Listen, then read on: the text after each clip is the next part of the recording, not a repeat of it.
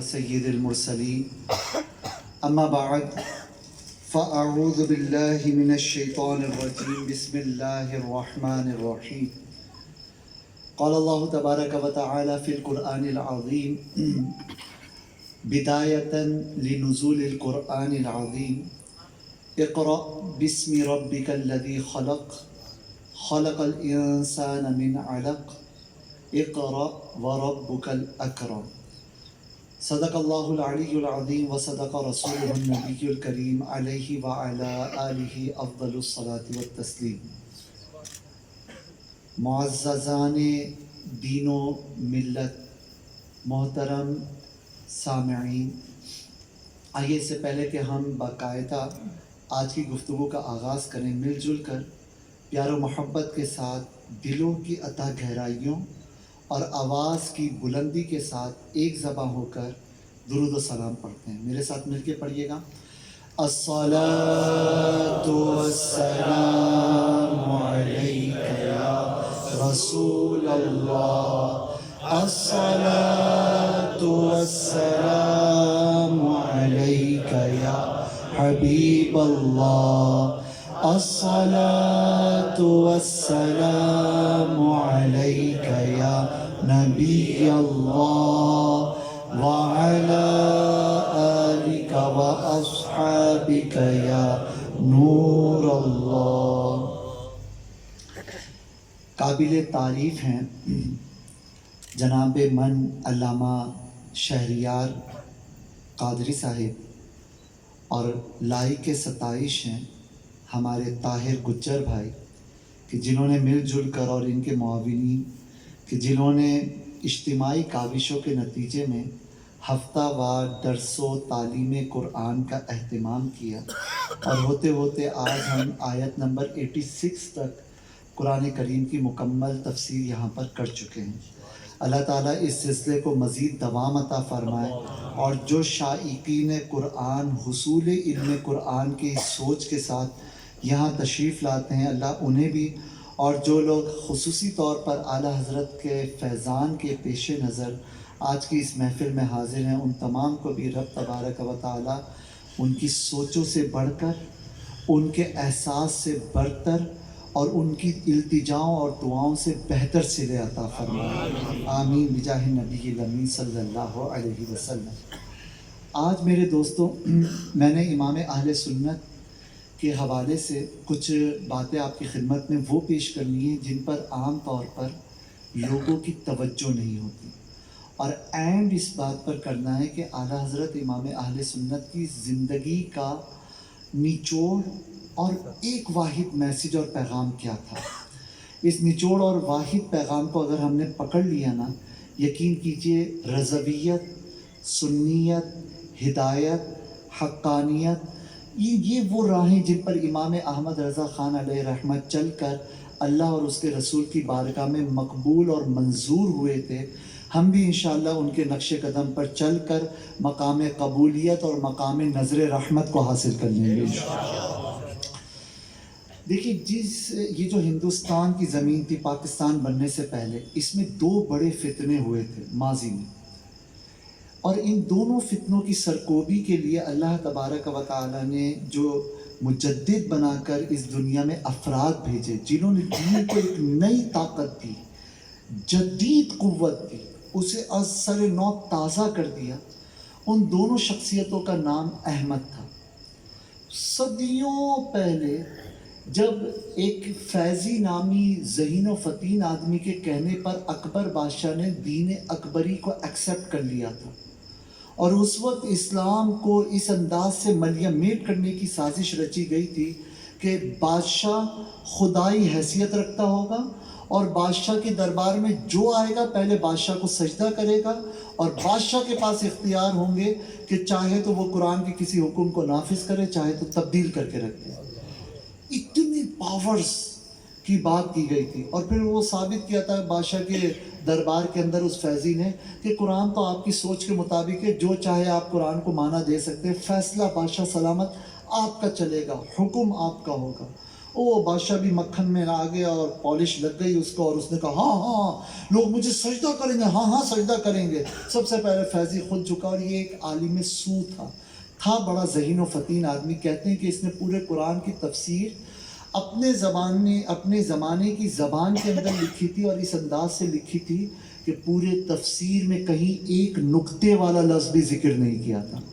یہ قابلیت تھی، صلاحیت تھی، لیکن ایسی صلاحیت کا ہم کیا کریں کہ جس کے نتیجے میں آدمی گمراہیت کے ایسے گڑھے میں گرے کہ جس کے بعد پھر اس کے لیے واپس نکلنا ناممکن سا ہو جائے۔ چنانچہ دین اکبری کو ڈیزائن کیا گیا، ہندوستان میں نافذ کیا گیا۔ جو عالم اس کے خلاف بات کرتے ان کو سر عام سولی پہ لٹکا دیا جاتا۔ ظلم و جبر کی تاریخ رقم کی گئی۔ بادشاہ سلامت کے آگے کوئی کچھ بولنے کی ہمت نہ کر پاتا۔ بڑے بڑے گورنر، بڑے بڑے وزیر پریشان ہو گئے کہ یہ کیا ہوا۔ تھے مسلمان، سارے ہی کلمہ پڑھتے تھے، لیکن یہ ایک نئی چیز آئی تھی، کیونکہ اس سے پہلے ہندوستان کے اندر نا سلطان ایک دوسرے سے لڑ رہے ہوتے، ایک بادشاہ دوسرے سے لڑتا، دوسرا اس سے لڑتا، تو فوجیں بھی ایک دوسرے سے لڑ رہی ہوتی، کوئی ٹینشن نہیں تھی۔ لیکن اب اپنا ہی بادشاہ جب اس طرح کی بات کرے تو ان سیاسی لوگوں کو یا ان جرنیل لوگوں کو سمجھ نہیں آیا کہ بادشاہ کا علاج کیا کریں۔ اگر بادشاہ کے خلاف کچھ بھی بولتے ہیں تو بادشاہ دوسری ہی فوج کے دوسرے افسران کے ذریعے مروا دے گا، جلادوں کے ذریعے قتل کروا دیا جائے گا، کریں تو کیا کریں۔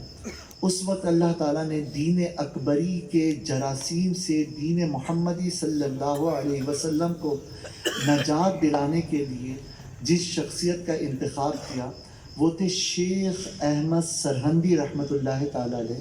دنیا انہیں مجدد الف ثانی کے نام سے جانتی ہے۔ یہ آئے، انہوں نے جب حق کی بات کرنا شروع کی اور حق کا بول بالا کیا تو ان کو بھی قید کر لیا گیا۔ یہ چونکہ بہت زیادہ ہندوستان کے اندر معروف تھے، ان کی شخصیت کی ایک ہیبت تھی، تو بادشاہ ان کو مروا نہ سکا۔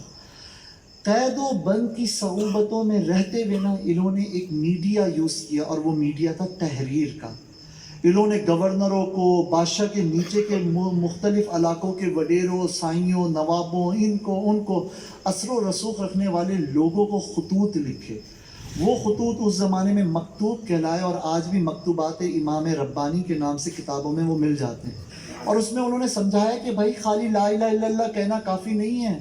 جب اسلام کے خلاف کوئی آ جائے، یزیدی بادل چھا جائیں، تو پھر حسینی کردار ادا کرنا، یہی تو حقہ کے بنا لا الہ است حسین، یہ کردار تمہیں ادا کرنا ہوگا۔ جب لوگوں کو سمجھ میں آئی تو ہوتے یہ اکبر بادشاہ کا زمانہ ختم ہوا، اور پھر عالمگیر بادشاہ، ایک وقت ایسا آیا کہ عالمگیر بادشاہ تخت کے اوپر آیا اور چاروں طرف اسلام کا بول بالا ہونے لگا۔ یہ وہ زمانہ تھا کہ اب کوئی اور آفیشلی اسلام کو چینج نہ کر سکے، تو پورا ایک دستور بنایا گیا، پورا ایک آئین تیار کیا گیا جس کے مطابق عدالتوں نے کام کرنا تھا۔ اس آئین کا نام رکھا گیا فتاوی عالمگیری۔ اسی آئین کو فتاوی ہندیہ کے نام سے مانا جاتا ہے، اور وہ مسلمانوں کی حکومتوں کے اندر باقاعدہ نافذ تھا۔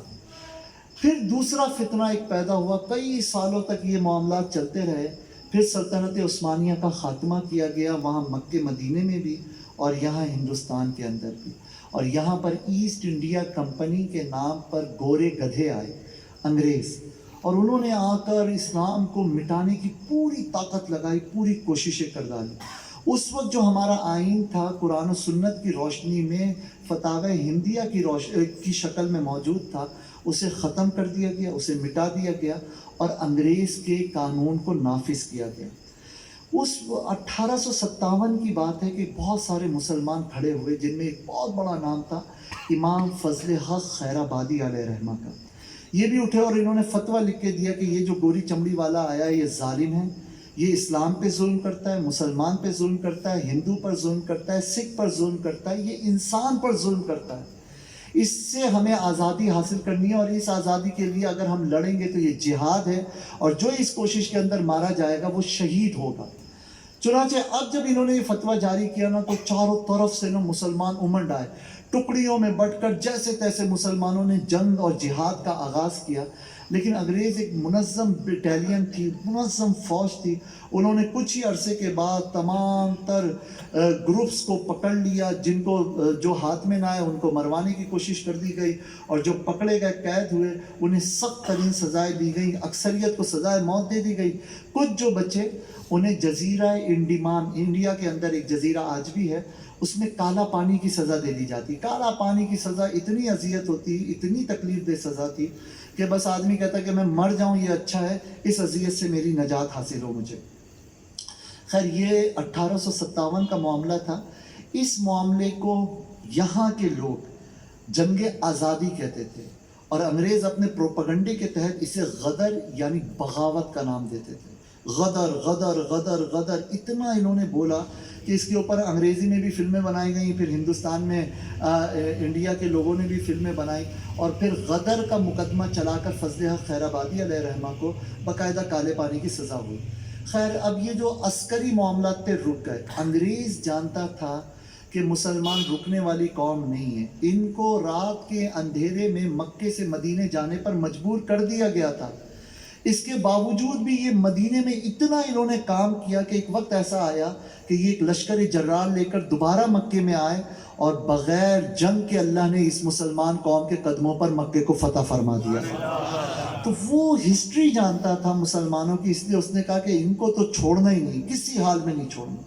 تو انگریز نے کئی طرح کی پلاننگ کی. یہ جو پلاننگز تھی اس کی، اور یہ جو اس کے اقدامات تھے نا، یہ تھے وہ حالات کہ جن حالات کے تناظر میں اللہ تعالیٰ نے اس دنیا میں اس دین کی تجدید کے لیے امام احمد رضا خان علیہ رحمہ کو بھیجا. وہ حالات کیا اسلام کے لیے مشکل پیدا ہو گئے تھے، میں اس کے کچھ آئیڈیا آپ کو کرانے کی کوشش کرتا ہوں. ہوا یہ کہ انگریز نے سمجھ لیا تھا کہ مسلمان جو ہے نا، مسلمان ان کے 4-5 ظاہری طاقتیں ہیں، اور سب سے مین اور بنیادی طاقت جو ان کی اصل قوت ہے، باقی طاقتیں نہ ہونا تو بھی مسلمانوں کو کوئی فرق نہیں پڑتا، لیکن ان کی جو اصل طاقت ہے وہ ایک چیز ہے. ان 4-5 چیزوں پہ بھی ہم نے حملہ کرنا ہے، اور جو مسلمانوں کی اصل روح ہے نا، اس کو تو کچل کے رکھ دینا ہے. وہ 4-5 چیزیں کیا، پہلے میں انہیں ذکر کرتا ہوں، اور آخر میں مسلمانوں کی اصل روح کو ذکر کر کے پھر آپ کو بتاؤں گا کہ امام احمد رضا خان علیہ رحمہ نے کس طرح مسلمانوں کے اندر پیدا ہونے والے دین اکبری کو نہیں، بلکہ دین انگریز کو جو دین وہابی کی شکل میں پروموٹ کیا گیا تھا، اس کو ختم کر کے مسلمانوں کو تدبیر فلاح و نجات عطا فرمائی تھی. سب سے پہلا کام انگریزوں نے یہ کیا تھا کہ مسلمانوں کی فائنینشل قوت، معاشی طاقت کو خلاص کر دیا تھا. ان کے پاس جب تک پیسہ رہے گا یہ زکاتیں نکالتے رہیں گے، غریبوں کی مدد کرتے رہیں گے، ان کا غریب ان کے امیر سے خوش رہے گا، اور جب تک یہ صورتحال رہی یہ متحد رہیں گے، ان کی طاقتیں اثر نو تازہ ہوتی رہیں گی، ہم ان کا مقابلہ نہیں کر سکیں گے. چنانچہ بڑے بڑے نوابوں کی جاگیروں پر حملے کر کے انہوں نے ان جاگیروں کو ہتھیا لیا. جو نواب آسانی سے مان گئے ان کو تو ویسے ہی خرید لیا، جو نواب آسانی سے نہیں مانے ان کے اوپر طرح طرح کے سود اور بیاج لازم کر دیے گئے. جو مسلمانوں کے نواب آسانی سے اب بھی نہیں مانگے، انہوں نے ٹیکس کو، سود کو قبول کر لیا، اور جیسے تیسے ادا کرنے لگے. ان پر لگان، ان کی ایک ایک فصل کے اوپر الگ الگ اضافی رقمیں لگان کے نام پر لگا کر انہیں اور مفلوج کیا. اور پھر ایک وقت ایسا آیا کہ جب وہ ایک دم تھک گئے، ہار گئے، بالکل سود کے زنجیروں میں جکڑ گئے، تو سودی کے نام پر ان کی جائیدادوں کو انہوں نے ضبط کر لیا. یوں جو مسلمانوں کی اصل آمدنی تھی، کھیتی باڑی، جاگیریں، ان جاگیروں سے حاصل ہونے والا غلہ اور اس کا پیسہ، اس کو انہوں نے خلاص کر کے رکھ دیا. یہ جو ہندو بنیا تھا نا، یہ اصل میں پروڈکشن اتنی نہیں کرتا تھا، یہ کھیتی باڑی کم کرتا تھا. زیادہ تر ہندوستان کے اندر کھیتی باڑی مسلمان کرتے تھے، اور وہ پھر مسلمان لے جا کر ہندو بنیوں کو لے جا کر بیچتے تھے، اور پھر وہ آگے مارکیٹ کے اندر یہ تھوک کے اڑہتی ہوا کرتے تھے ہندو بنیے، اور مسلمان بیسکلی ہوا کرتے تھے کسان. کسانوں کی حالت شروع سے ہی پتلی کر دی گئی تھی ہمارے، جب سے مسلمان حکمران لگے تھے شراب و رباب کے اندر ہندوستان میں، ان کی حالتیں ویسے ہی پتلی تھیں.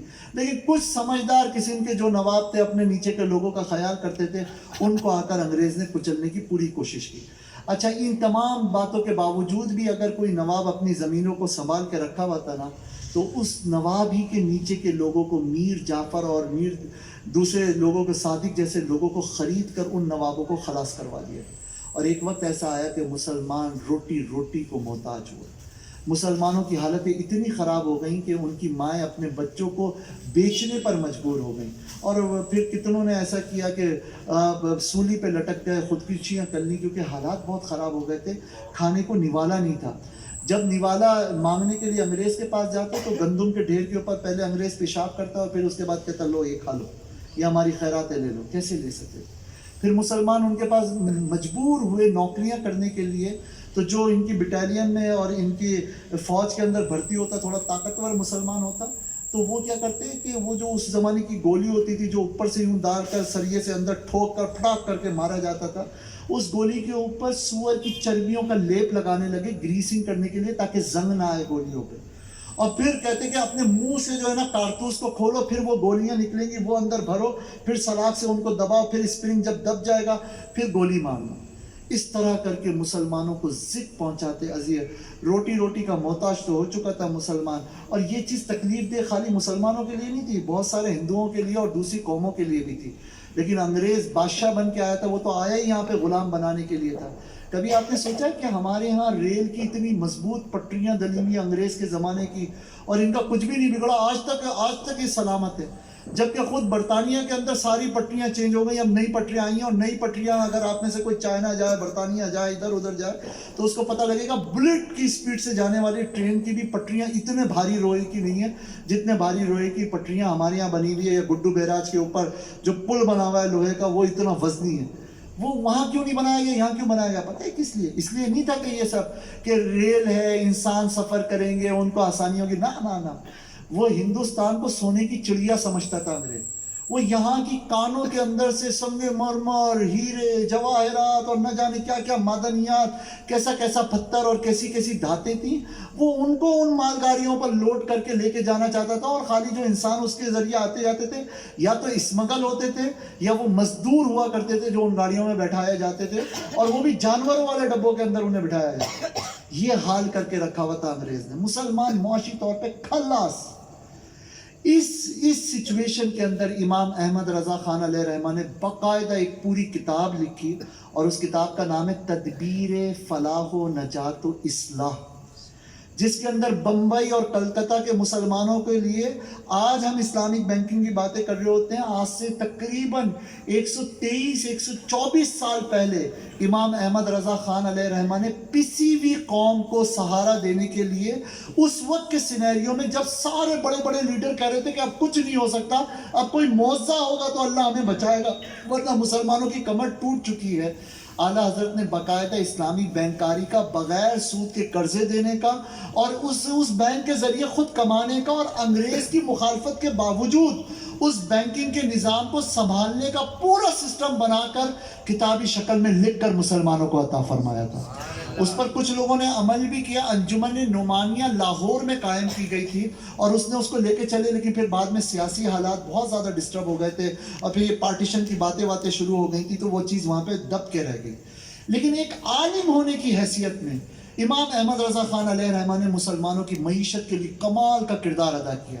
میں پریکٹیکل اور بہت ساری شکلیں بتا سکتا ہوں کہ ان کے افغانی لوگ تھے یہ امام احمد رضا خان, اور بڑھیچ قبیلے کے تھے, پٹھان تھے یہ. ان کی بہت ساری جائیدادیں اور زمینیں بریلی میں تھی.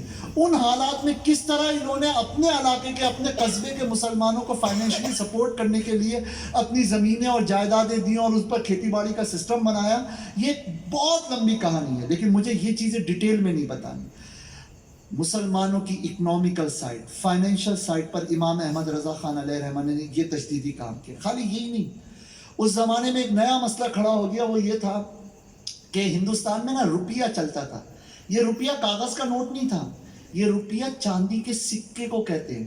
وہ جو ہے نا 313 روپے یا 13 روپے, 113 روپے حق مہر رکھو, پرانے علماء کی کتابوں میں لکھا ہوا, پتہ نہیں کون کون سی زیور کی کتابوں میں لکھا ہوا.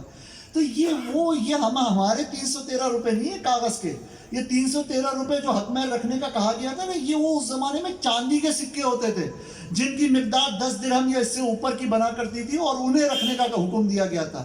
وہ ہمارے یہاں آج کل کے دور میں منیمم بھی نا تو 8-10 ہزار 12 ہزار روپے کی تو مالیت پر ابھی بھی پہنچتے ہیں. میں کیلکولیشن دوبارہ ریفریش کر کے نہیں لایا ورنہ میں آپ کو ڈیجٹ بتاتا کہ بھائی یہ اماؤنٹ ہے. یہ نہیں کہ 313 روپے نکال کے جس کے اندر آج کل تو آدمی ہائی وے کے اوپر بیٹھ کر ایک کڑھائی بھی نہیں کھا سکتا, پوری بیگم کا حق مہر ادا ہو گیا. جی کیا ہوا؟ 313 روپے حق مہر دیا مہر فاطمی.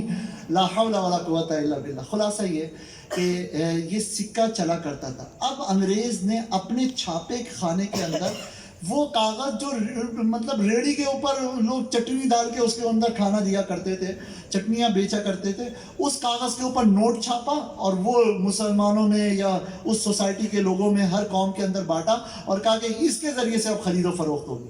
اب علماء میں سوالات پیدا ہوئے کہ بھائی اس کی ورتھ کیا ہے, اس کی ویلیو کیا ہے, کیا یہ حلال ہے حرام ہے, زکاتیں دیں گے نہیں دیں گے. سارے لوگ الجھ گئے, کوئی کچھ کہتا کوئی کچھ کہتا کوئی کچھ کہتا.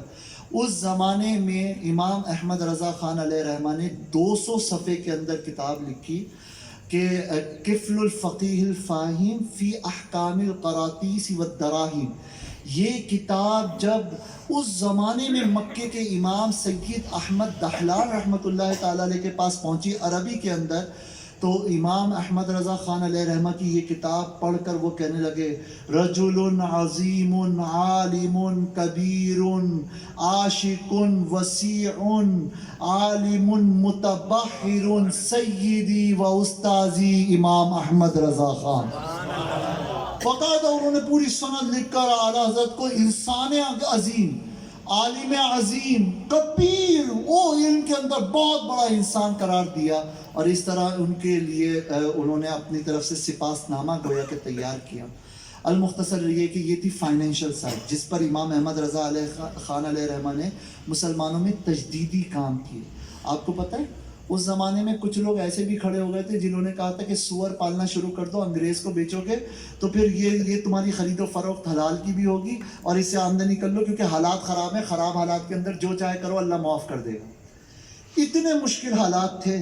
ان حالات میں امام احمد رضا خان علیہ رحمہ نے یہ سور وور کے کاروبار سے منع کر کے حلال کاروبار کرنے کے لیے باقاعدہ تھیسس تیار کیے, باقاعدہ آرٹیکل تیار کر کے پریکٹیکل سولوشن لوگوں کو دیے. دوسرا پرابلم جو انگریز نے کھڑا کیا تھا وہ تھا تعلیم کا. انگریز کہتا تھا ہندو کو تعلیم حاصل کرنی ہے کرنے دو, انگریز کہتا تھا کہ سکھ کو تعلیم حاصل کرنی ہے کرنے دو, ان کو سب کچھ کرنے دو, کوئی مسئلہ نہیں, یہ ان کے اندر آگے بڑھنے کی ورت ہی نہیں ہے. لیکن مسلمان کو خبردار کبھی پڑھانا نہیں, کبھی نہیں پڑھانا. چنانچہ لارڈ میکالے آیا, یہ بہت بڑا انگریز تھا. اس نے پورے ہندوستان کے اندر جتنے بھی تعلیمی نظام تھے ان کا جائزہ لیا تو اس کو ہر طرف مدرسہ نظر آیا, اس کو ہر طرف دارالعلوم نظر آیا, اس کو کہیں پہ بھی ہندوؤں کی تعلیم گاہ نظر نہیں آئی. اسکول تو انگریز نے آنے کے بعد بنائے تھے نا. آپ نے کبھی سنا ہے ہندوؤں کی یا سکھوں کی تعلیم گاہ؟ وہ تعلیم دیتے ہوں, وہ تربیت دیتے ہوں, بس ان کے پاس کیا تھا, بنیوں کے پاس بھیج دیا, وہ تاجر بنا دیتے تھے. بچہ کام کرتے کرتے سیکھ جاتا تھا, ترخان کے پاس بھیجا تھا, وہ ترخان بن جاتا تھا وغیرہ. مدرسہ یعنی ایجوکیشن کا سسٹم اور کوئی ایجوکیشنل انسٹیٹیوٹ ہوگا یہ صرف مسلمانوں کے اندر تھا, نہ سکھوں میں تھا, نہ ہندو مت کے ماننے والوں میں تھا, اور بدھسٹ بہت کم تھے, ان میں بھی نہیں تھا. المختصر یہ کہ یہ معاملہ انگریز نے دیکھا تو یہ دیکھا کہ مسلمانوں میں, اس نے کہا یہ انہی مدرسوں میں پڑھ کے سائنٹسٹ بھی بنتے ہیں. اب اس زمانے میں سائنٹسٹ کو سائنٹسٹ نہیں کہا جاتا تھا, فلسفی کہا جاتا تھا. اس زمانے میں سائنٹسٹ کو حکیم کہتے تھے, حکیم حکمت والا. پھر وہ ہوتا ہے نا جڑی بوٹی سے علاج کرنے والا, اس کو حکیم نہیں, اس کو طبیب کہا جاتا تھا. وہ طبیب ایک الگ چیز تھا. ہم حکیم سمجھ کے سب کو سمجھتے ہیں کہ حکیم حکیم حکیم. یہ جو حکیم اجمل خان ہے نا, حکیم اجمل خان, یہ ہندوستان کے بہترین سائنٹسٹ لوگوں میں سے ایک تھے. یہ اپنے زمانے کی جو کیمسٹری تھی اس کی مہارت رکھتے تھے. پھر اسی کیمسٹری کو استعمال کر کے انہوں نے مطب بھی کھولا اور جڑی بوٹیوں کے ذریعے لوگوں کے علاج بھی کیے. اللہ نے شفا عطا کی. ان کو شہنشاہ اجمل خان کہا جاتا تھا. یہ بہت بڑے سائنٹسٹ تھے. اسی طرح فضل خیر آبادی, یہ اپنے زمانے کی سائنس جانتے تھے, اور وہ سائنس ان کی منطق, حیت, فلسفہ, یہ والے علوم تھے. انہی کو انگریز نے نام چینج کر کے, علوم یہی ہیں, ساری چیزیں یہی ہیں, نام چینج کر کے کیمسٹری, بایولوجی, فزکس, اس طرح لوگیرتھم, جیومیٹری, ان ناموں, میتھمیٹکس, ان ناموں سے دینا شروع کر دیا. ورنہ یہی چیزیں پہلے حساب کے نام سے مسلمانوں کے مدارس میں پڑھائی جا رہی تھی. پھر ہوا یہ کہ انگریز نے کہا کہ مدرسوں کی کوئی گرانٹ نہیں ہوگی، ان کو چندہ کرنے کی اجازت نہیں ہوگی، جو چندہ کرے گا وہ سرکار کے حق میں اس میں سے لگان بھرے گا، اس چندے میں سے سرکار کو ٹیکس بھی دے گا اور سرکار کے پاس حساب کتاب ہوگا، اور جو سرکار کو حساب کتاب نہیں دے گا سرکار اس کا مدرسہ بند کرا دے گی۔ اب حساب کتاب دینے کا مطلب پتہ ہی کیا تھا؟ جو فنڈ دے رہا ہے نا اس کا بھی پتہ لگ جائے تو انگریز کو پتہ لگ جائے گا کون ہے جو مدرسے کو سپورٹ کر رہا ہے۔ انگریز نے اس کے گھر پر ڈاکے ڈلوا دینے تھے۔ حساب کتاب دینے کا مطلب یہ تھا کون لے رہا ہے، یہ ہے ایکٹیوسٹ، یہ ہے کارکن، یہ مدرسہ چلانے کی قابلیت رکھتا ہے، اس کو مروا دو، اس کو قید میں ڈلوا دو، اس کو مقدمات کا شکار کروا دو، تاکہ اس کو مدرسہ بند کرنا تھا۔ مدرسے پہ وہ ڈائریکٹ حملہ نہیں کر رہا تھا، لیکن اس طرح بند کرنے کے لیے اس نے ایک طرف طاقت کو استعمال کیا، دوسری طرف اس نے کہا کہ ہمارے یہاں نوکری، اب مسلمانوں کے پاس نوکری کے علاوہ اور کوئی چارہ نہیں بچا تھا، کیونکہ ان کی تو زمینیں خشک ہو رہی تھی، پانی نہیں دیتا تھا انگریز، ان کی زمینوں کے اوپر قبضہ کر لیا گیا تھا انگریز کی طرف سے، نتیجتاً نہیں کر سکتے تھے مسلمان کچھ۔ اب وہ نوکریاں کرتے تو نوکری کے لیے یہ طے پایا کہ جو مسٹر کی تعلیم حاصل کرے گا، جو بابو کی تعلیم حاصل کرے گا، اس کو نوکری ملے گی۔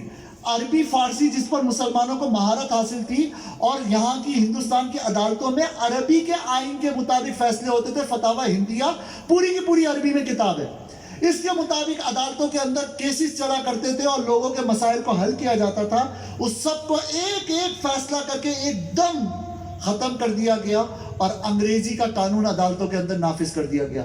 اور نقلی بال لگا لگا کر کے گورے گدھے جو ہے نا بیٹھ کر لوگوں کے درمیان فیصلے کر رہے ہوتے تھے، ان کے اپنے سر کے بال اڑے ہوئے ہوتے تھے تو بال تاکہ دکھنے میں آ سکیں۔ المختصر یہ میرے دوستوں کہ اس طرح سے انگریز نے مسلمانوں کو کچل کے رکھ دیا۔ اس موقع پر جب نظام تعلیم کے لیے پہلا اسٹیپ یہ لیا گیا کہ ان کو پڑھانا نہیں، دوسرا اسٹیپ یہ لیا گیا کہ دینی اداروں کو ختم کر دو۔ اب جو انگریز نے اسکول بنانا تھا اس میں تو اس نے دینی تعلیم کا تو ایک پیریڈ بھی نہیں رکھنا تھا، نہیں رکھا۔ تیسرا، ان کو دنیا کی تعلیم بھی جو دو نا وہ صرف اور صرف غلام اور ملازم بنانے والی تعلیم دو۔ ان کو یہ نہ سکھانا کہ تم سائنٹسٹ کیسے بنو گے، ان میں پروڈکٹیوٹی پیدا نہ کرنا، ان کو کام کرنے کا، لیڈر بننے کا موقع کبھی نہ دینا، نہ ایسی تعلیم دینا۔ ان کو لے جانا آکسفورڈ یونیورسٹی کے چکر لگوانا، لیکن کبھی بھی ان کو لیڈرشپ کی قابلیت ان میں پیدا نہ ہونے دینا، نہیں، کسی بھی فیلڈ میں، چاہے وہ انجینئرنگ ہو، چاہے وہ سائنس کا کوئی شعبہ ہو، چاہے وہ میڈیکل سائنس کا کوئی شعبہ ہو، کسی بھی فیلڈ میں ان کو لیڈنگ لیول پر۔ اور اسی طرح ملٹری کی تعلیم، فورسز کی تعلیم بالکل بھی نہیں، مینجمنٹ کی ایجوکیشن بالکل بھی نہیں، ان کو صرف اور صرف ڈپلومے کرواؤ اور اپنا ملازم بنا کے رکھو۔ صرف ملازم بن سکے، امپلائمنٹ کے لیے، ملازم اور مزدور بنانے کے لیے انگریز نے ہمیں تعلیمیں دی ہیں۔ کتنے لوگ ہیں جو حوالے دیتے ہیں انگریز اتنا اچھا، اس نے ہندوستان کے اندر یہ یونیورسٹی بنائی، وہ یونیورسٹی بنائی، وہ کوئی ایک بھی ایسا آدمی بتائیے جو ان یونیورسٹیوں سے نکلا ہو اور اس نے انگریز کے خلاف بغاوت نہ کی ہو اور وہ کوئی بڑا آدمی بن گیا۔ کبھی بھی ایسا نہیں ہوا۔ اس نے مسلمانوں کے لیے کردار، ہاں جس نے مسلمانوں کے لیے کردار ادا کیا وہ بالآخر انگریز کا باغی بنا، جیسے ڈاکٹر اقبال۔ علامہ اقبال صاحب نے خود ہی کہا کہ میں انگریز کے علاقے میں بھی گیا، خیرہ نہ کر سکا مجھے دانش کدائے فرہنگ، سرما ہے میری آنکھ میں خاک مدینہ و حجاز۔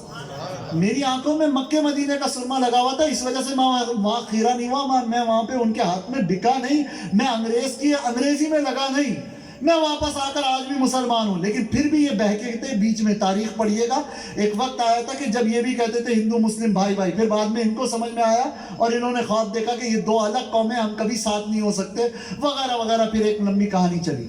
المختصر یہ کہ یہ حالات اتنے گمبھیر تھے۔ اب مسلمانوں کے پاس آپشن پتہ کیا بچا تھا؟ اگر دینی تعلیم دینی ہے تو بھکاری بن جاؤ، اور یہی ہوا۔ اس زمانے کے اندر مدرسے کس طرح بنے؟ مسجدیں تھیں، مسجدوں کے اندر چندہ نہیں ہو سکتا تھا، کیونکہ سیٹ کوئی نواب اگر کچھ 2 پیسے بھی دیتا تو اس نواب کے لیے گلے میں آ جاتے وہ 2 پیسے۔ اب طلبہ نکلتے اور ٹوکریاں لے لے کے، اور لوگ جو گھروں میں کھانا کھاتے اس کی جو روٹیوں کے ٹکڑے بچ جاتے وہ ان ٹوکریوں میں ڈالتے، بچا ہوا سالن وہ ان کے اپنے دامنوں میں ڈالتے، پھر وہ لے کر آتے، اور پھر وہ طلبہ جو دین سیکھ رہے تھے اور کسی نہ کسی انداز میں دین کی تعلیم کو لے کر آگے بڑھ رہے تھے، ان طلبہ نے دین سیکھا، اور ان امام احمد رضا خان جیسے پڑھانے والے استادوں نے پیٹ پہ گویا کہ پتھر باندھ کر لوگوں کو دین پڑھایا تھا۔ اس زمانے میں امام احمد رضا خان علیہ رحمہ نے 15 نکات کے اوپر مسلمانوں کی ایجوکیشن کا سسٹم ان کو دیا فتاوی رضویہ میں، جس کے اندر اس کی قابلیت ہے اس کو یہ کام کراؤ، اس کو یوں تنخواہ دو گے، اس کے لیے پیسہ اس طرح ارینج ہوگا، یہ ہوگا وہ ہوگا. اور ایک تعداد تھی جنہوں نے اس فارمولے کو اپنا کر اس زمانے کے اندر بھی جب مسلمانوں کو کچلا جا رہا تھا اس زمانے میں بھی اسلام کے تحفظ، مدارس کے تحفظ اور مسلمانوں کی ایجوکیشن کے تحفظ کے لیے اپنا کردار ادا کیا. آج ایسے ہی نہیں ہم امام احمد رضا احمد رضا احمد رضا کہتے رہتے ہیں. ایک بہت بڑی تعداد ہے جو امام احمد رضا خان علیہ رحمہ کو صرف ان کرامتوں کے ذریعے جانتی ہے کہ ایوب خان صاحب کی خالہ کو نہیں، ان کے خالو کو جو ہے نا پھانسی کی سزا ہو گئی تھی، تو امام احمد رضا خان علیہ رحمہ ان کے گھر گئے اور کہا یہ لوگ پان رکھو اور وہ کوئی پھانسی وانسی نہیں ہوگی، کل وہ آئے گا بچہ تمہارا، تو جب وہ آئے نا تو اس کو یہ پان میری طرف سے کھلا دینا. اب انگریز نے پھانسی کی سزا دے دی اور یہ ہو گیا اور وہ ہو گیا اور لٹکانے کے لیے رسی ٹھیلا بھی پہنا دیا گیا. آخری وقت میں گھوڑا دوڑاتا ہوا ایک آ گیا بیرسٹر کے پاس اور کہنے لگا سنیں آج ملکہ وکٹوریہ کی تاج پوشی کے اندر حکم نامہ آیا ہے کہ جتنے سزائے موت کے قیدی ہیں ان سب کو آزاد کر دیا جائے. تو یہ بہت بڑی کرامت ہے، اللہ کی بہت بڑی عطا ہے. لیکن خالی یہی کرامتیں نہیں تھی امام احمد رضا خان علیہ رحمہ کے پاس، ان کے پاس پراپر پلاننگ تھی مسلمان قوم کو لیڈ کرنے کی، جس میں فائنینشیل پلاننگ، ایجوکیشنل پلاننگ، یہ دو چیزیں میں نے آپ کے سامنے رکھی. تیسری اور آخری اور سب سے امپورٹنٹ ترین چیز جس پر ہم نے آج ڈسکس کرنا ہے، انگریز نے اصل مسلمانوں کی روح کو سمجھا تھا کہ وہ کیا ہے، اور وہ روح پتہ ہے کیا ہے؟ وہ ہے محمد الرسول اللہ. انگریز جانتا تھا کہ ان کی لا الہ الا اللہ کی ساری عمارت ان کی محمد الرسول اللہ پر کھڑی ہوئی ہے. انہوں نے کبھی اللہ کو دیکھا نہیں. اس قوم نے اگر کسی کو دیکھا ہے تو محمد الرسول اللہ کو دیکھا ہے. انہوں نے کہا اللہ ہے تو انہوں نے کہا اللہ ایک ہے. انہوں نے کہا کہ اللہ کے علاوہ کوئی خدا نہیں تو انہوں نے کہا کہ اللہ کے علاوہ کوئی خدا نہیں. انہوں نے کہا کہ یہ کتاب اللہ کی کتاب ہے تو انہوں نے کہہ دیا کہ یہ کتاب اللہ کی کتاب ہے. جب انہوں نے کہا کہ میں آخری پیغمبر ہوں، میرے بعد کوئی پیغمبر نہیں آئے گا، تو اس قوم نے کہا کہ ہمارے محمد آخری پیغمبر ہیں، ان کی تعلیمات آخری تعلیمات ہیں، ان کی ہدایات آخری ہدایتیں ہیں، ان کا نظام آخری نظام ہے، ان کے بعد نہ کوئی پیغمبر قبول نہ کوئی پیغام قبول. یہ چیز جو انگریز نے سمجھ لی تھی نا، انگریز نے کہا کہ اگر مسلمانوں کو ان کی طاقت کو پاش پاش کرنا ہے تو آپ ان کو غریب رکھ کے نہیں کر سکتے، کیونکہ یہ تو پیٹ پہ پتھر باندھ کے بھی کام کر رہے ہیں، یہ پٹ پٹ کے کام کر رہے ہیں. ان کو مارو تو یہ خوش ہوتے ہیں کہ ہم شہید ہو گئے ہیں. ان کو توڑنے کا طریقہ یہ ہے کہ ان کا رشتہ محمد رسول اللہ سے توڑ دو. چنانچہ جس زمانے میں مسلمان بھوک سے مر رہا تھا، جس زمانے میں نوابوں کے محل پاش پاش ہو رہے تھے، جس زمانے میں مسلمانوں کے گھروں کی اینٹ سے اینٹ بجائی جا رہی تھی، اس زمانے کے اندر انگریز نے رسول اللہ سے تعلق توڑنے کا کام کچھ میر جعفر اور میر صادق جیسے مولویوں کو دیا. اور ان مولویوں کو بڑے بڑے بڑے بڑے بڑے بڑے قیمتی قیمتی قیمتی تحائف دیے گئے. انہیں دارالعلوم بنا کے دیے گئے، ایسے محل نما دارالعلوم، ایسی دیواریں اس کی کہ ہماری بادشاہی مسجد اور شاہی قلعے یاد آ جائیں، ایسی دیواروں کے انگریز نے بنا کے دیے کہ آپ کام کرو. طاقت، پیسہ، اثر و رسوخ سارا انگریز نے، ساری مشنری ان کو عطا کی.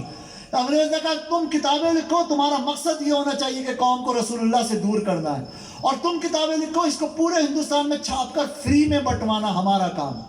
ایک نئے فرقے کی بنیاد رکھی. مسلمانوں کا رشتہ رسول اللہ سے کمزور کرنے کے لیے سب سے پہلے ایک آدمی آیا میدان کے اندر، اور اس نے ایک کتاب لکھی، اور اس کتاب کی انگریز نے بڑی پبلسٹی کی. اس کتاب میں ہوتا کیا ہے، کبھی شیطان آ کر کان میں یہ کہتا ہے شراب پینا بہت بری بات ہے، پی لے، ایسا تو کبھی نہیں کہتا. شیطان کے حربے ہوتے ہیں، گھما پھرا کے لاتا ہے.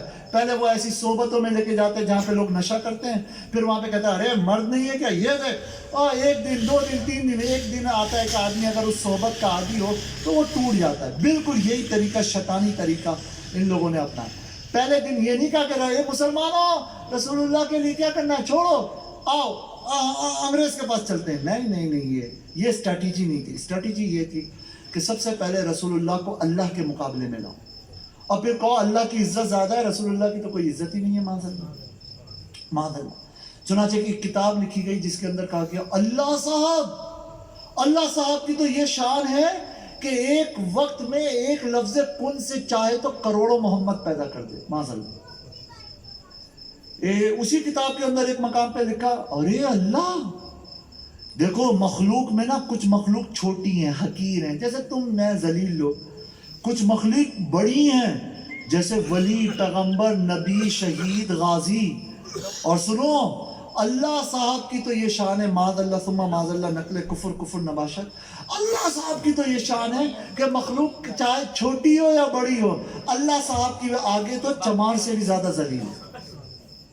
سیدھے لفظوں میں بتائیے رسول اللہ کے لیے گالی ہے کہ نہیں؟ جس کا نام محمد یا علی ہو ارے اللہ سے مانگو اللہ سے. جس کا نام محمد یا علی ہو اسے کسی بات کا اختیار نہیں, دینے والا اللہ ہے. رسول اللہ کی ہستی کو اللہ کے مقابلے میں لا کے کھڑا. ایک کتاب لکھی گئی اور انگریز نے اس کو چھپوایا خوب, صراط مستقیم اس کا نام رکھا گیا.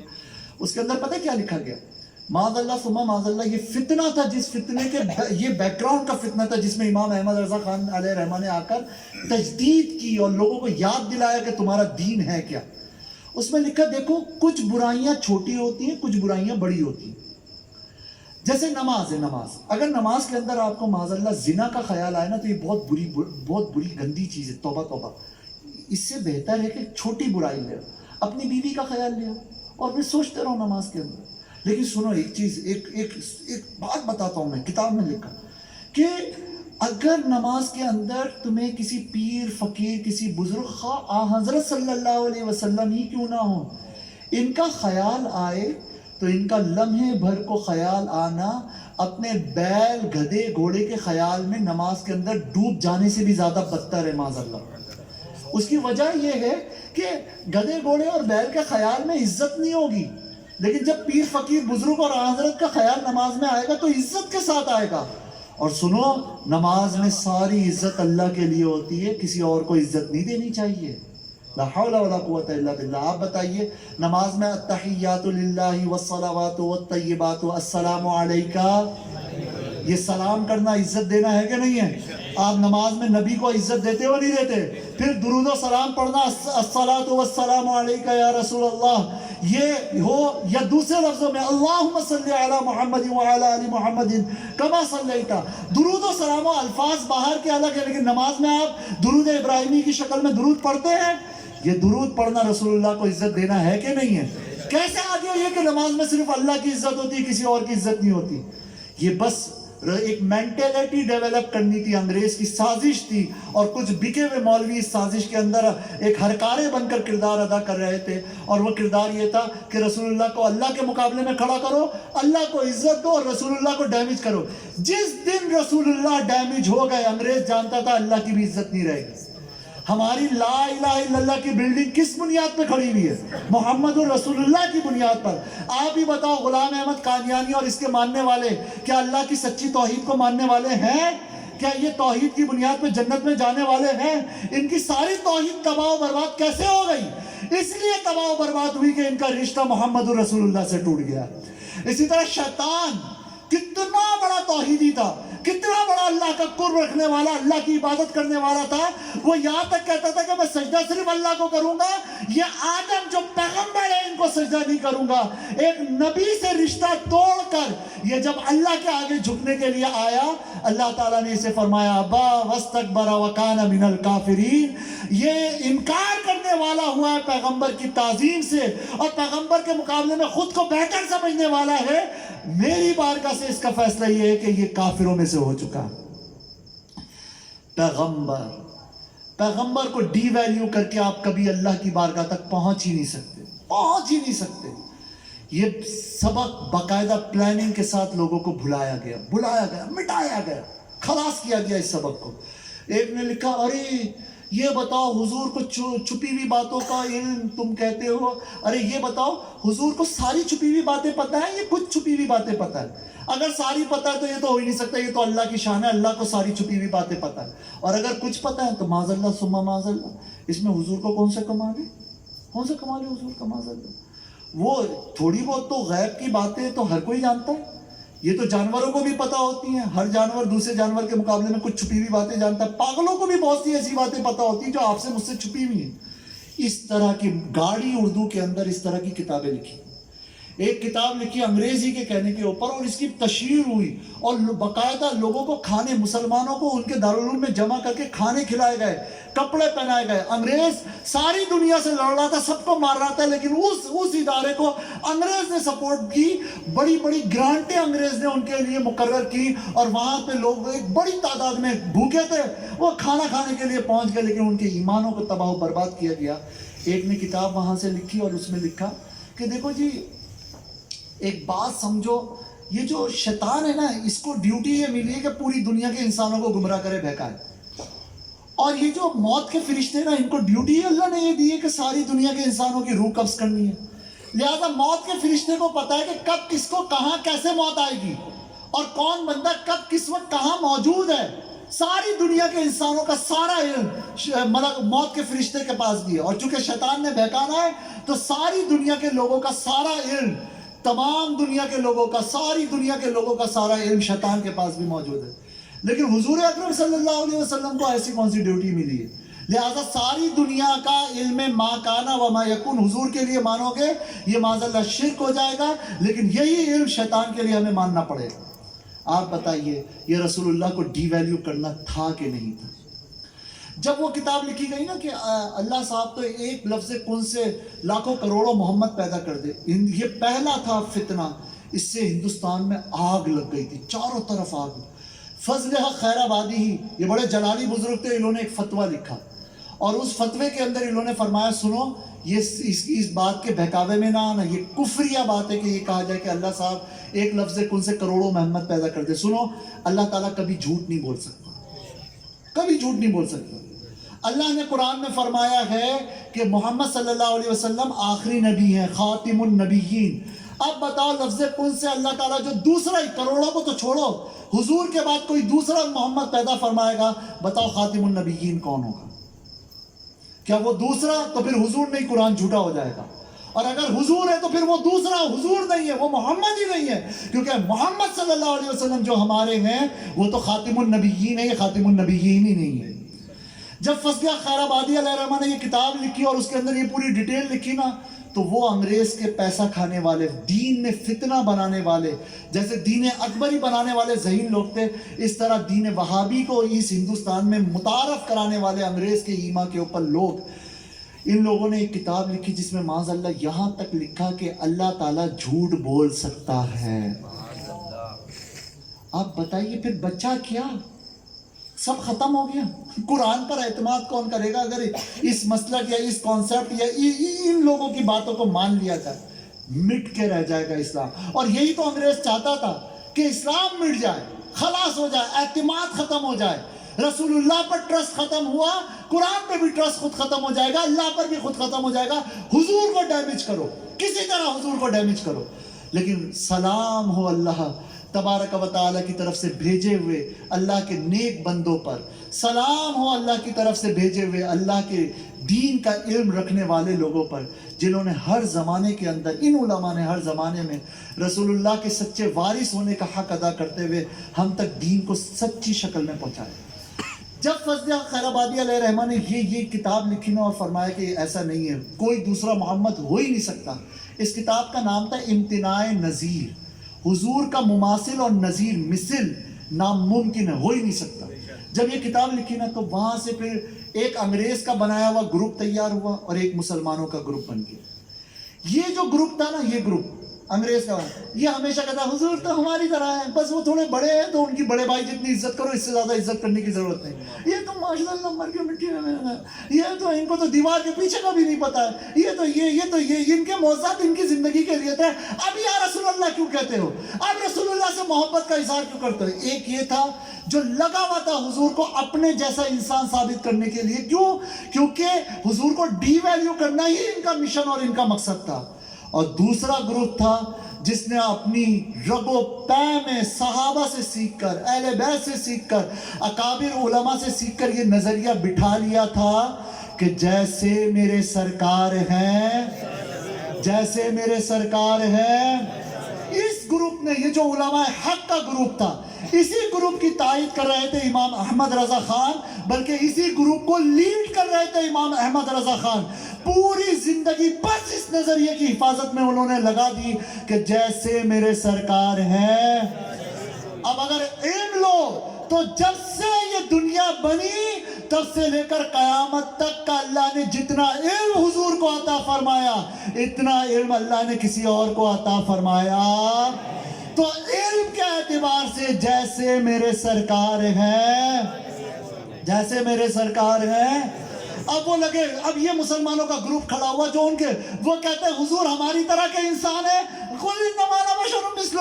यहां से खड़े होते और कुरान की आयतें पढ़ते, कद जाकुम मिनल्लाहि नूरुन व किताबुम मुबीन। ए लोगों सुनो, हुजूर इंसान है लेकिन अपनी इंसानियत में जैसे मेरे सरकार हैं। उनकी इंसानियत, उनकी बशरियत नूरी इंसानियत है, नूरी बशरियत है। आपकी मेरी खाकी इंसानियत और खाकी बशरियत है। इसीलिए अपने वजूद के अंदर जैसे मेरे सरकार हैं। आप और मैं झूठ बोल सकते हैं, रसूलुल्लाह का कलाम कुन की कुंजी था। आप जो फरमा देते अल्लाह वैसा कर देता। ऐसा नहीं है कि रसूलुल्लाह के पास कोई इख्तियार नहीं, उनके पास इतना इख्तियार है कि इशारा कर दें तो डूबा हुआ सूरज वापस आ जाए, इशारा फरमा दे तो चांद दो टुकड़े होकर रह जाए, हाथ उठा दे तो अल्लाह मुसलमान फौजों के आगे तख्ते रूम को मलिया मेट करके रख दे। कैसर ईरान को अपने तख्त से भागने पर अल्लाह मजबूर कर दे। रसूलुल्लाह सल्लल्लाहु अलैहि वसल्लम अपनी बातों में, अपने मुस्तकबिल की बिशारतों में, अपने मुस्तकबिल की आगाही और तदबीर में, मुसलमानों को दिए जाने वाले निज़ाम और सिस्टम में, इन तमाम एतबारात से हुजूर आम इंसान नहीं बल्कि जैसे मेरे सरकार हैं। ये दो ग्रुपिंग थी। ये हमारा मसला नहीं है कि फूंक मार दिया, खाने पे नहीं मारा, 11वीं की महफिल करा दी नहीं करा दी, मिलाद हो गया नहीं हो गया, नहीं। जो फंडामेंटल से बुनियाद थे जो उस जमाने में खड़े हुए थे वो ये थे कि सरकार को एक तबका अंग्रेज के कहने पर डी वैल्यू कर रहा था, और वो तरीका ये अपनाता था कि अल्लाह की बड़ाई बयान करो और रसूलुल्लाह को डी वैल्यू करो। और इसके मुकाबले में जो अहले हक थे उनका तरीका ये था कि पहले रसूलुल्लाह की दायरे शरीयत में रहते हुए जितनी बड़ाई बयान कर सकते हो करते करते करते करते चले जाओ, और उसके बाद फिर कहो वही रब है जिसने तुझको हमतन करम बनाया, हमें भीख मांगने को तेरा आस्था दिखाया, तुझे हम्द है खुदाया, तुझे हम्द है खुदाया। हम अल्लाह की अजमतों के कायल हैं। हमारे परवरदिगार का सबसे बड़ा अजीम करिश्मा ये कि उसने हमें मोहम्मदुर रसूलुल्लाह रहमतुल लिल आलमीन बना के अता फरमा दिया। अल मुख्तसर ये मेरे दोस्तों, जैसे मेरे सरकार हैं ऐसा नहीं। ये था वो असल झगड़ा, ये थी वो असल रूह जिस पर हमला आवर हुआ था शैतान, जिसके पैदर पे हुआ था शैतान, जिसके पीछे पड़ा था अंग्रेज, और जिसके पीछे लग गए थे उलमाए सू। पूरे पूरे फिरके बना दिए गए थे, पूरी पूरी जमातें बना दी गई थी। अब आप बताइए, अंग्रेज जिसके पीछे लग जाए, उस मिशन की मुखालिफत में जो सबसे आगे खड़ा हो, अंग्रेज उसको छोड़ेगा? कभी नहीं छोड़ेगा। इमाम अहमद रजा खान पर तरह तरह से मुकदमे लड़े गए, लगाए अंग्रेज ने, अदालत में बुलाया गया, नहीं गए, लोग लेट गए अंग्रेजों अड़ियों के आगे के, वो नहीं जा रहे तो हम नहीं ले जा सकते, वो हमारे फैसला करने वाले। ये ना पूरी जिंदगी डाक के ऊपर लोगों के सवाल भेजते तो उल्टा मलका विक्टोरिया का टिकट, उसकी तस्वीर को उल्टा करके लगाते, क्या ताकि बस अब क्या करें, डाक टिकट के बगैर तो जाएगा नहीं खत, लेकिन उल्टा कर दें, ये हमारे गम और गुस्से का इजहार है। अल मुख्तसर ये मेरे दोस्तों, ये है इमाम अहमद रजा खान। अब आइए आप और मैं ज़रा आजकल के दौर और हालात का ज़रा जायज़ा लें, और हम कहाँ खड़े हैं। इमाम अहमद रजा खान अलैहि रहमा के नाम पर उनके उर्स की बिरयानी अभी आप भी खाएंगे, मैं भी खाऊंगा इंशाअल्लाह। फातिहा आप भी देंगे, मैं भी दूंगा इंशाअल्लाह। उनकी बातें हम पहले भी करते रहे, आज भी किया, आइंदा भी करते रहेंगे इंशाअल्लाह। लेकिन जो उन्होंने किया, क्या आज वैसे हालात नहीं? आज भी तो रसूलुल्लाह की शख्सियत को डैमेज किया जा रहा है। उसके लिए मैंने और आपने कुछ किया? हम कर क्या सकते हैं मौलाना साहब? हम तो इसी सोच को तो ख़त्म करने के लिए इमाम अहमद रजा खान खड़े हुए थे। हम बहुत कुछ कर सकते हैं। आइए उठिए। करने के लिए पहले सीखना पड़ेगा कि करना क्या है, اور یہ کرنا کیا ہے، یہ سیکھنے کے لیے ہی تو اللہ نے سب سے پہلے ہمیں ایک حکم دیا. آپ دیکھیے اس قیامت تک کے انسانوں کی ہدایت کے لیے قرآن اللہ نے نازل کیا. اس قرآن کا سب سے پہلا پیغام آپ کے میرے لیے کیا تھا؟ اللہ کا نماز پڑھو نہیں، اقیم الصلاۃ نہیں تھا، آتو الزکاۃ زکات دو نہیں، الحج اشہر معلومات واتم الحج والعمرۃ للہ نہیں، حج عمرے کا حکم نہیں تھا. فلا تقل لهما اف ولا تنهرهما، ماں باپ کو اف نہ کو نہیں، یہ بھی حکم پہلے نازل. سب سے پہلے اللہ تعالیٰ نے کیا حکم نازل کیا؟ کوئی بتائے گا؟ پہلی آیت، ہاں ماشاءاللہ بزرگوں زبردست، اقرأ بسم ربک الذی خلق، پڑھو اپنے رب کے نام سے جس نے تمہیں پیدا کیا. یہ ہے قرآن کا سب سے پہلا پیغام. مسلمان قوم، اسلامی تہذیب، اسلامیات، رسول اللہ کی محبت، ان سب چیزوں کی بقا کے لیے جو پہلا قدم آپ نے اور میں نے اٹھانا ہے نا، وہ اللہ نے قرآن کریم کے اندر سب سے پہلی آیت میں بیان کیا. اقرأ بسم ربک الذی خلق، پڑھو اپنے رب کے نام سے. سوچئے میرے دوستو، ہم پڑھتے کتنا؟ اسلام کے نام پہ پلتے ضرور ہیں، پل لیں، بچپن سے اذان ہو گئی اور کانوں میں پلے کھا رہے ہیں، اللہ کے نام پر کھا رہے ہیں، رسول اللہ کے نام پہ کھا رہے ہیں. اور اچھی بات ہے بھائی، اللہ رسول کے نام پہ ہی کھانا چاہیے، اللہ ہمیں مرتے دم تک انہی ناموں پر کھاتا رکھے. لیکن دوستو خالی پلنا تو کافی نہیں ہے نا، پلنے کے ساتھ ساتھ پڑھنا بھی ہے. یہ ہمارا فریضہ ہے. جب تک ہم پڑھیں گے نہیں، یقین مانے ہمیں پتہ ہی نہیں لگے گا کہ ہو کیا رہا ہے، ہو اور ہوگا کیا، اور کرنا کیا ہے، اور کرنا کیسے ہے. اور جب تک یہ ہمیں پتہ نہیں لگے گا نا، تو ہم خالی بریانی کی دیگیں تو صاف کر سکیں گے، لیکن کبھی بھی اس دنیا سے رسول اللہ کی گستاخی کو ختم کر کے اس دنیا کو صاف نہیں کر سکیں گے. اگر آپ رسول اللہ کی حرمت، ان کی عظمت، ان کی شخصیت، ان کے ناموس کا پہرے دار بننا چاہتے ہو، تو اس کے لیے سب سے پہلے آپ کو پڑھنا ہوگا. پڑھنا ہوگا قرآن کیا کہتا ہے، پڑھنا ہوگا حدیثیں کیا کہتی ہیں، پڑھنا ہوگا یہ بزرگان دین قرآن و حدیث کو اپنے زمانے کے اندر پریکٹیکلی کیسے لے کے چلے ہیں. ان کی پریکٹسز کا نام ہے طریقت. پڑھنا ہوگا طریقت کو. جس تھیوری کو انہوں نے پریکٹیکل کا حصہ بنایا، اس تھیوری کا نام ہے شریعت. پڑھنا ہوگا شریعت کو. جب تک آپ اور میں پڑھیں گے نہیں، یقین مانیے کچھ بھی نہیں ہوگا. امام احمد رضا خان علیہ رحمہ نے پڑھا، پھر پڑھایا. اگر وہ پڑھے ہوئے نہ ہوتے تو وہ کس طرح ان فتنوں کا مقابلہ کرتے، ان بدعتوں کا مقابلہ کرتے، رسول اللہ کی عزت و ناموس سے دور کرنے کے لیے توحید کے نام پر، اللہ کی عظمت کے نام پر جو ایک خطرناک قسم کی سازش رچی گئی تھی، اس سازش کو وہ سمجھ کر مسلمانوں کو کیسے خبردار کرتے. انہوں نے پڑھا، انہوں نے قرآن کو پڑھا، انہوں نے حدیث کو پڑھا. یا آپ علماء سے بیان سنیں گے، 100 سے زیادہ علوم کے ماہر تھے، 1000 سے زیادہ کتابیں لکھی تھی، وغیرہ وغیرہ وغیرہ. لیکن بنیاد یہ ہے کہ زندگی بھر وہ اس میں لگے رہے کہ یا رسول اللہ، آپ کو انہیں مانا، انہیں جانا، نہ رکھا غیر سے کچھ کام. للہ الحمد، میں دنیا سے مسلمان گیا. مجھے انگریز سے کوئی کام نہیں ہے، مجھے پیسے والوں سے کوئی کام نہیں ہے، مجھے انگریز کے نام پر بک جانے والوں اور دین کا سودا کرنے والوں اور رسول اللہ کی حرمت اور عظمت کے اوپر تیر چلانے والوں سے کچھ لینا دینا نہیں ہے. میری ساری زندگی، میرا سب کچھ میرے رسول ہیں. میرے تو آپ ہی سب کچھ ہے، رحمت عالم. میں جی رہا ہوں زمانے میں آپ ہی کے لیے. یہ چیز تھی امام احمد رضا خان علیہ رحمہ کی، جو انہوں نے اپنے اندر بھی پیدا کی اور اپنے سے وابستہ لوگوں میں بھی پیدا کی. ہم میں بھی یہ پیدا ہوگی، لیکن کب؟ جب ہم علم کے تاروں کے ذریعے امام احمد رضا خان علیہ رحمہ کی PMT سے کنیکٹ ہو جائیں گے. ورنہ ہمارے بلب ہمیشہ ہی بجھے رہ جائیں گے. کب جلیں گے میرے دوستوں؟ مرنے کے بعد نہیں، آج ہمیں جلنا ہوگا. کچھ سوچ رہے ہوں گے، ارے مولانا صاحب ماشاءاللہ باتیں تو اچھی کی، ہم اپنے جوان بچوں کو پڑھائیں گے، اب تو ہمارے بال سفید ہو گئے، ہماری پڑھنے کی عمر تھوڑی ہے. آپ کو میں عرض کروں، حضور اکرم صلی اللہ علیہ وسلم پیغمبر ہے نا، پیغمبروں کے بعد 1,24,000 پیغمبر، ان پیغمبروں کے بعد امت میں سب سے افضل انسان کون ہے؟ کوئی بتائے؟ جن کا ہم خطبے میں نام سنتے ہیں. ہاں بالکل صحیح، حضرت ابو بکر صدیق رضی اللہ تعالیٰ عنہ. افضل البشر بعد الانبیاء بالتحقیق. تحقیق کے ساتھ، قرآن و سنت کی تحقیق کے ساتھ جو بات ثابت ہوئی ہے وہ یہ کہ حضرت ابو بکر صدیق رضی اللہ تعالیٰ عنہ پیغمبروں کے بعد سب سے افضل ہیں، سب سے افضل ہیں، سب سے افضل ہیں.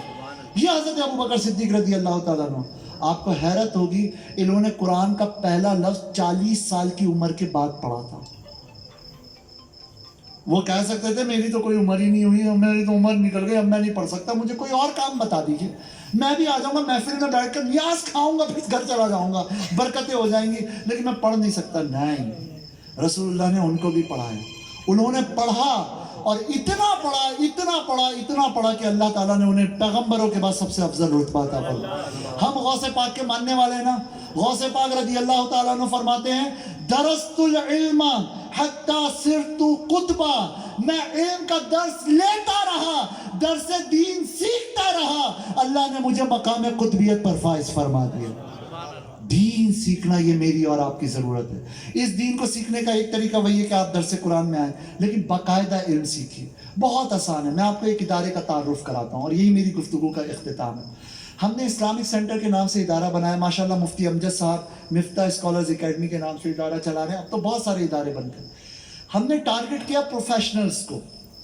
آپ کوئی پروفیشنل تعلیم حاصل کر رہے ہو، آپ ڈاکٹر بن رہے ہو، آپ انجینئر بن رہے ہو، کچھ بھی بن رہے ہو، یا آپ کسی بھی پروفیشن سے وابستہ ہو، آپ بزنس مین ہو، آپ کاروباری ہو، آپ کچھ بھی کرتے ہو، آپ کہیں پہ ملازم ہو، آپ انجینئر ہو، آپ کچھ بھی ہو، آپ کی مصروفیات کو ہم سمجھ سکتے ہیں، ذہن کی مشغولیت کو سمجھ سکتے ہیں، بیوی ہیں، بچے ہیں، گھر ہے، خاندان ہے، معاملات ہے، سوشل لائف بھی ہے، فائنینشیل لائف بھی ہے، فیملی لائف بھی ہے، اکنامیکل لائف بھی ہے، یہ سب ایجوکیشنل لائف بھی ہے، یہ سب چیزیں ہیں، لیکن ان سب چیزوں کے ساتھ ایک ریلیجیس لائف ہے، ایک لو ٹو پروفٹ محمد صلی اللہ علیہ وسلم، اس کی بھی تو زندگی ہے، ایک ٹو ایجوکیٹ اور سیلف، اس کی بھی تو لائف ہے، اپنے آپ کو سکھانے کی بھی تو زندگی ہے، ایک اسپریچول لائف بھی تو ہے، روحانی زندگی۔